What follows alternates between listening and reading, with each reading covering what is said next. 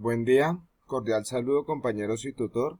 A continuación realizaré el video de sustentación correspondiente a la tarea 2 de microbiología de suelos. Mi nombre es Jefferson Pérez Castañeda, estudiante de agronomía de la Universidad Nacional Abierta a Distancia.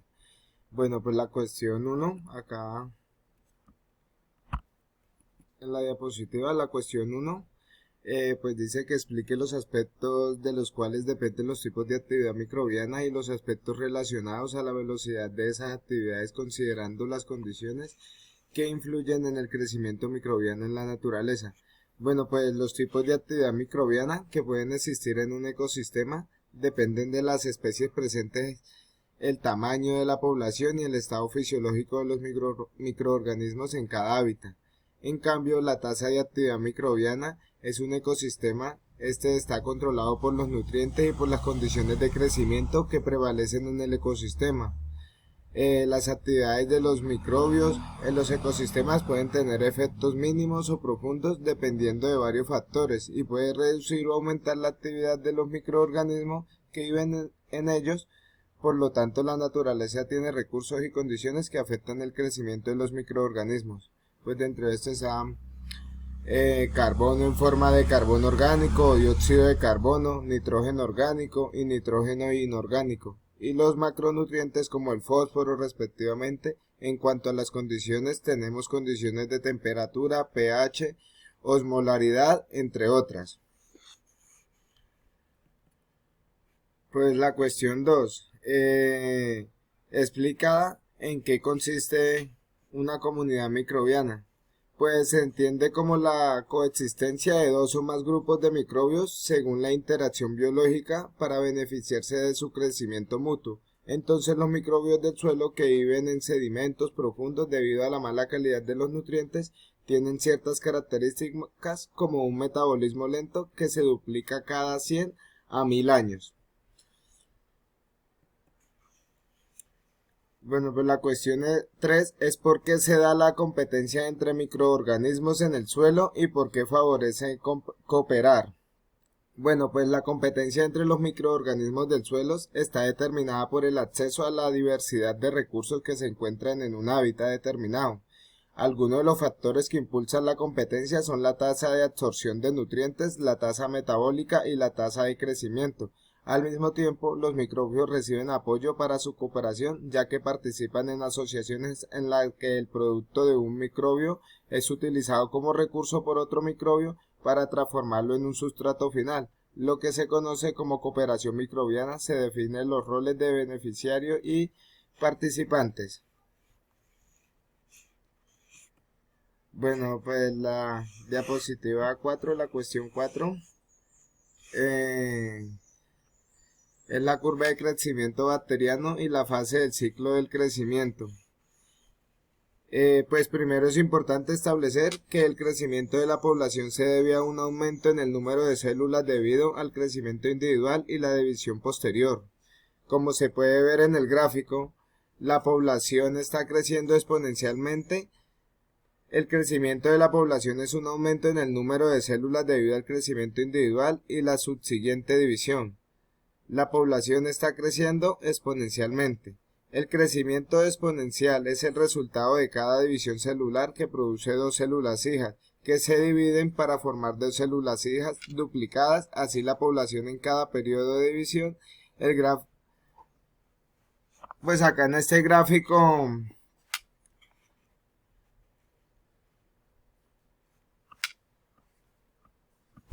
Bueno, pues este gráfico nos muestra la curva de crecimiento de una población bacteriana. La curva se divide en 4 fases, conocida como el periodo de incubación, la fase exponencial o logarítmica, la fase estacionaria y la fase de muerte.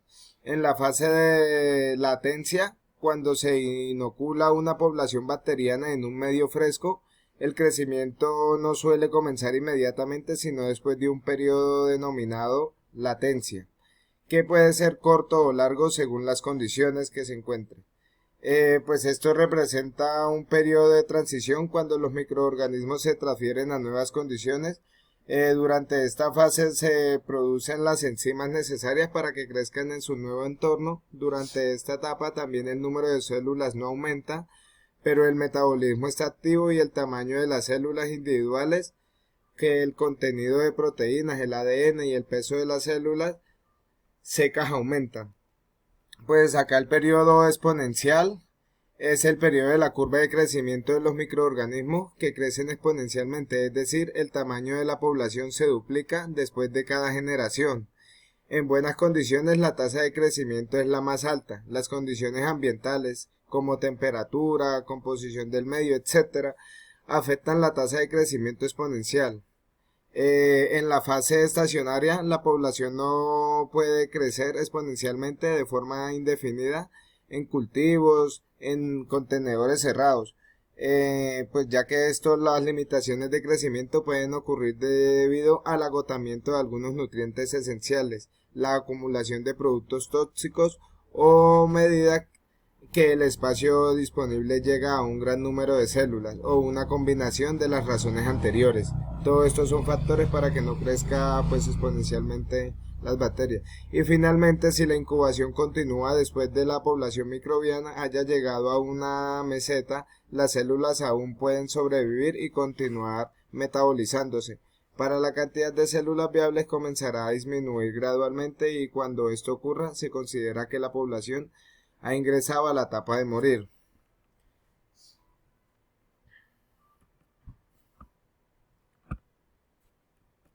Bueno, la cuestión 5 es un mapa donde hay que realizar un mapa conceptual de los mecanismos por los cuales los microorganismos pueden beneficiar a la planta y el impacto del cambio climático sobre el crecimiento de las mismas. Pues acá en este cuadro pues se puede observar que la investigación destaca las innumerables formas en que los diferentes microbios están mitigando los efectos del cambio global en las plantas. Los microorganismos beneficiosos asociados a las plantas pueden estimular el crecimiento de la planta y aumentar la resistencia de la planta al estrés abiótico causado pues por las condiciones. Por ejemplo, la salinidad, la sequía, las inundaciones, y pues eso genera que haya un estrés biótico en las plantas. Los microorganismos beneficiosos pueden ser microorganismos simbióticos clásicos como muchas rizobacterias, promotoras de plantas, hongos micorrízicos, axovasculares y bacterias fijadoras de nitrógeno. Sin embargo, cada vez hay más pruebas de que diversas comunidades microbianas del suelo asociadas con las raíces, las hojas y el suelo también pueden contribuir a la adaptación de las plantas al estrés. Pues estos microbios pueden influir en la respuesta de las plantas al cambio global a través de las -4 mecanismos. Los microbios pueden contribuir a la tolerancia de las plantas al cambio climático, al cambiar el entorno físico, ya que ésta secreta hormonas vegetales y proteínas relacionadas con la defensa de las plantas. Pues esto genera que al alterar la expresión de genes de plantas y facilita la absorción de nutrientes por la planta, genera una transformación física del medio ambiente, mejora la estabilidad de la agregación del suelo, aumenta la humedad de la rizosfera, reduce la absorción y la acumulación de arsénico en los tejidos de las plantas y promueve el crecimiento de las plantas por medio de por los microorganismos.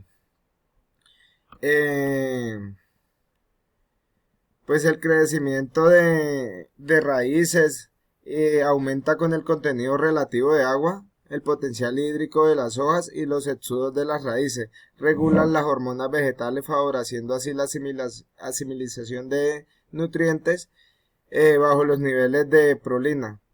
La fotosíntesis y la mejora de los pigmentos fotoprotectores finalmente aumentan la elongación de la raíz y la resistencia a patógenos. Pues esto se da a la modificación de la expresión genética de la planta que provoca resistencia sistémica inducida y mejora las enzimas durante pues los procesos de depuración de ROS, mejora la fotoquímica y la tolerancia de las plantas a la adquisición de nutrientes vegetales, Aumenta la biomasa vegetal y el contenido de nitrógeno en condiciones salinas, alcalinas, y aumenta la biomasa vegetal y el contenido total de fósforo y mejora la deficiencia de hierro y la clorosis. Eh, pues acá ya finalizo, muchas gracias. Ahí